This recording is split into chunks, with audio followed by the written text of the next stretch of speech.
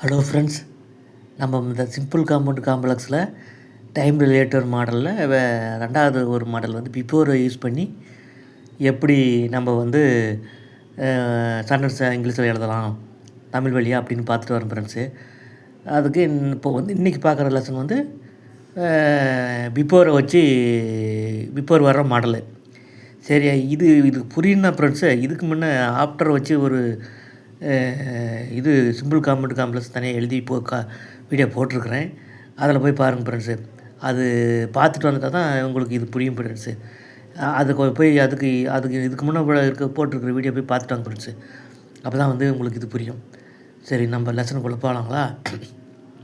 அப்புறம் ஃப்ரெண்ட்ஸு, எல்லாம் நிறைய பேர் பார்க்குறீங்க, ஆனால் என்னுடைய யூடியூப் சேனலில் எதுவும் கமெண்ட்ஸோ இல்லை லைக் எதுவும் பண்ண மாட்டேன்றீங்க. இல்லை கொஞ்சம் பண்ணிங்கன்னா பரவாயில்ல, எனக்கு அடுத்தடுத்து வீடியோ போடுறது கொஞ்சம் எனக்கு ஊக்கம் அளிக்கிற மாதிரி இருக்கும். ப்ளீஸ் கொஞ்சம் யூடியூப் வீடியோவில் அடியில் கொஞ்சம் கமெண்ட் காலத்தில் கொஞ்சம் கமெண்ட்ஸ் போட்டிங்கன்னா பரவாயில்ல ஃப்ரெண்ட்ஸு. சரி, நம்ம லெசனுக்குள்ளே போகலாம் ஃப்ரெண்ட்ஸு. இப்போது த ரெயின் ஸ்டாப்டு, மழை நின்றது. வி வெண்ட் அவுட் சைடு, நாங்கள் வெளியே சென்றோம் அப்படின்னு 2 சிம்பிள் சென்டென்ஸை எடுத்துக்கிட்டு அதை எப்படி காம்பவுண்ட் ஆக்கிறது, காம்ப்ளெக்ஸ் ஆக்கிறது, சிம்பிள் ஆக்கிறதுக்குன்னு கற்றுக்க போகிறோம். சரி, அதுக்கு முதல்ல வந்து நம்ம காம்பவுண்ட் கன்ஜங்ஷனுக்குரிய கன்ஜங்ஷன் என்னான்னு பார்த்துக்கலாம். சிம்பிள் சென்டென்ஸுக்குரிய கன்ஜங்ஷன் பிரேஸ் என்னான்னு பார்த்துக்கலாம். அப்புறம் காம்ப்ளெக்ஸில் சென்டென்ஸ் எழுதும்போது நம்ம என்னென்ன சபார்டினேட் கன்ஜங்ஷன் யூஸ் பண்ணலான்னு பார்த்துக்கலாம் ஃபஸ்ட்டு. இப்போது காம்பவுண்ட் சென்டென்ஸில் இந்த மாடலில் வந்து அண்டு என்ற கன்ஜங்ஷனை யூஸ் பண்ணுறோம். இதுக்கு என்ன அர்த்தம்னா பிறகுன்னு அர்த்தம். சரி, அண்டுக்கு நிறைய அர்த்தம் இருக்குது ஃப்ரெண்ட்ஸு. அண்டுக்கு வந்து மற்றும், மேலும், அதுக்கப்புறம், உடனே அப்படின்னு நிறைய மீனிங் இருக்குது ஃப்ரெண்ட்ஸு, தமிழ் மீனிங்கு. இப்போ இந்த மாடலில் வர அண்டுக்கு பிறகுன்னு அர்த்தம். சரி, காம்பவுண்ட் சென்டென்ஸுக்கு இது பார்த்துட்டோமா, கன்ஜங்ஷன் பார்த்துட்டோமா. அடுத்து காம்ப்ளெக்ஸ் சென்டென்ஸில் வர்ற சபார்டினேட் கன்ஜங்ஷன் என்னென்னா இதில் இந்த மாடல்னா ஆஃப்டர், பிஃபோர். ஆஃப்டருக்கு பிறகு, பிஃபோருக்கு முன்னால் அல்லது முன்பு, நம்மளுக்கு சௌகரியம் எப்படிமோ அப்படி வச்சுக்கலாம். சரி, அடுத்தது சிம்பிளில் வர்ற இந்த ஆஃப்டருக்கு பிறகு, பிஃபோருக்கு முன்னால். இது ரெண்டும் சிம்பிளில் வர ஆஃப்டரும் பிஃபோரும் ப்ரிப்போசிஷன். காம்ப்ளெக்ஸில் சென்டென்ஸில் எழுதி போட்டுருக்கிற பார்த்தீங்களா, காம்ப்ளெக்ஸுக்குன்னு எழுதி அதுங்கெல்லாம் எழுதி போட்டுருக்கோம் பார்த்தீங்களா. இதில் ரெண்டில் வந்துருக்கிற இது ரெண்டையும் வந்து சபார்டினேட் கன்ஜங்ஷன் ஃப்ரெண்ட்ஸு. அதை கொஞ்சம் தெளிவாக ஆகிக்குங்க, அப்போ தான் உங்களுக்கு வந்து கொஞ்சம் புரியும்.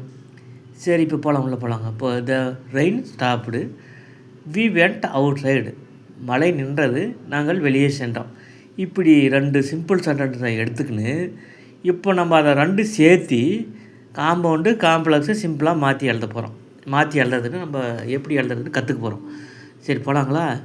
இப்போது the rain stopped, we went outside, இது 2 சென்டென்ஸ் சிம்பிள் சென்டென்ஸும் நடுவில் அண்டுன்ற கன்ஜங்ஷன் போட்டு காம்பவுண்ட் ஆயிரும். எப்படி வரும் பாருங்கள். The rain stopped and we went outside, மழை நின்றது, பிறகு நாங்கள் வெளியே சென்றோம். இப்போ வந்துருச்சிங்களா, காம்பவுண்ட் முடிச்சிங்களா? இப்போ காம்ப்ளெக்ஸ் எழுதும்போது அப்படியே கொஞ்சம் மாற்றிக்கணும் ஃப்ரெண்ட்ஸு. அதை பாரு, வி வெண்ட் அவுட் சைடுன்றது அதை முன்ன வரும், அதுக்கு முன்னாடி வந்து பிஃபோர்னு ஒன்று போட்டுங்க. Before we went outside comma போட்டு த ரெயின் ஹேட் ஸ்டாப்டு அப்படின்னு வரும் ஃப்ரெண்ட்ஸு. இதில் என்ன, மேலே காம்பவுண்டில் ரெண்டுமே மெயின் கிளாஸ் ரெண்டுமே சிம்பிள் பாஸ்ட் டென்ஸ் எழுதியிருக்கிறீங்க. இங்கே வந்து த ரெயின் ஹேட் ஸ்டாப்டுன்னு சொல்கிறீங்க அப்படின்னு உங்களுக்கு ஒரு டவுட் வரும் ஃப்ரெண்ட்ஸு. இதுக்கு முன்னாடி சென்டென்ஸில் இதுக்கு முன்னாடி நடத்தின வீடியோவில் சொல்லியிருக்கிறேன் பாருங்கள். அதுக்கான ரீசன் என்னான்னு சொல்லியிருக்கிறேன். அதை போய் பாருங்கள்.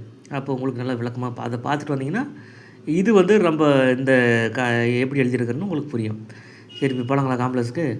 Before we went outside, the rain had stopped, நாங்கள் வெளியே செல்லும் முன் மழை நின்று விட்டது. த ரெயின் ஹேட் ஸ்டாப்டுனா மழை நின்று இருந்தது அல்லது நின்று விட்டது. பாஸ்ட் பர்ஃபெக்ட் டென்ஸுக்கு 2 தமிழ் மீனிங் வரும் ஃப்ரெண்ட்ஸு. அதுதான் உங்களுக்கு ஏன் மழை நின்று விட்டதுன்னு புரியாத மாதிரி இருக்கும், அதுக்காக சொல்ல வரேன். சரி, அடுத்தது சிம்பிளுக்கு போகலாங்களா? இப்போது சிம்பிளுக்கு அதுக்கு ஒரு ப்ரிப்போசிஷன். இப்போ இந்த மாடல் என்ன யூஸ் பண்ணுறோம், பிஃபோர் வச்சு தான் நம்ம எழுதுறோம் இல்லைங்களா? அப்போ பிஃபோரை இப்போ முதல்ல எழுதிக்கிறோம். எழுதிட்டு இப்போ பார்க்குறோம் 2 சென்டென்ஸ்லேயும் ஒரே சப்ஜெக்டா வேறு சப்ஜெக்டா? We went outside. இதில் வர subject we. The rain had stopped. இதில் வர சப்ஜெக்ட் த ரெயின். அப்போ 2 சென்டென்ஸுக்கும் வேறு சப்ஜெக்ட் வரதுனால நம்ம சிம்பிள் சென்டென்ஸ் எழுதும்போது காம்ப்ளெக்ஸ் சென்டென்ஸை வச்சு தானே அந்த சிம்பிள் சென்டென்ஸுக்கு அடுத்தது எழுதுறதுக்கு போகிறோம். அப்போ வந்து காம்ப்ளெக்ஸ் சென்டென்ஸில் சப்பார்டினேட் கன்ஜெக்ஷனோட இருக்கிற சப்ஜெக்ட்டு போட்டு அப்பாஸ்டபி போட்டு எஸ் போடணும். அப்புறம் இப்போ வரப்போ வந்து ஐஎன்ஜி பேக்கு மாற்றணும், ஜெரண்டாக மாற்றணும். இதுதானே ரூலு. அதே பிரகாரம் பார்த்தோம்னா இங்கே வந்து கன்ஜெக்ஷன் சப்பார்டினேட் கன்ஜெக்ஷனோட சேர்ந்துருக்கிற சப்ஜெக்ட் வி, அதுக்கு மேலே ஒரு அப்பாஸ்டபி போட்டு எஸ் போடுவீங்க. அப்போது அது வந்து அப்படி வராது ஃப்ரெண்ட்ஸு. அதுக்கு நம்ம என்ன பண்ணணும்னா, அதுக்கு வி இப்போ மேலே அப்பாஸ்டபி போட்டு எஸ் போடுறதுக்கு பதிலாக நம்ம அவர், இந்த முருகன் இப்போ எக்ஸாம்பிளுக்கு ராமன், இந்த அப்பாஸ்டபி போட்டு எஸ் போட்டால் ராமனுடையன்னு அர்த்தம். அது மாதிரி தான் அந்த வந்து வி மேலே அப்பாஸ்டபி போட்டு எஸ் போட்டால் எங்களுடைய நம்முடையன்னு வரும். அதுக்கு பதிலாக நம்ம அவர்னு எழுதிக்கிறோம். இப்போ புரிஞ்சுக்கலாம் ஐயா அவர்னு எழுதுறன்ட்டு. அப்போ பிஃபோர் அவர், அப்புறம் வந்து வெண்ட்டு. இது வெண்ட் என்னது, சிம்பிள் பாஸ்ட் டென்ஸ் இருக்குது வெர்பு. அதனுடைய V1 என்ன, ப்ரெசன்ட் ஃபார்ம் என்னென்னா கோ. அதோட தான் ஐஎன்ஜி சேர்த்து ஜெரண்ட் ஆக்கணும். அப்போ கோவோட ஐஎன்ஜி சேர்த்து கோயின்னு ஜெரண்ட் வந்து ஆகிட்டுமா. அப்போ பிஃபோர் அவர் கோயிங், இந்த அவுட் சைடு அப்படியே எழுதிக்கிறோம். ஒரு கமா போட்டு த ரெயின் கேட் ஸ்டாப்டு இப்போ எழுதிக்கணுமா. இப்படி வந்துச்சிங்களா. இப்போ before our going outside comma the rain had stopped. நாங்கள் வெளியே செல்லும் முன் மழை நின்று விட்டது. புரிஞ்சிங்களா ஃப்ரெண்ட்ஸு? எப்படி நம்ம அர்த்தமாக புரிஞ்சு சிம்பிள் காம்பவுண்டு காம்ப்ளெக்ஸ் சென்டென்ஸ் எழுதுறதுன்னு புரிஞ்சிங்களா ஃப்ரெண்ட்ஸு? நன்றி.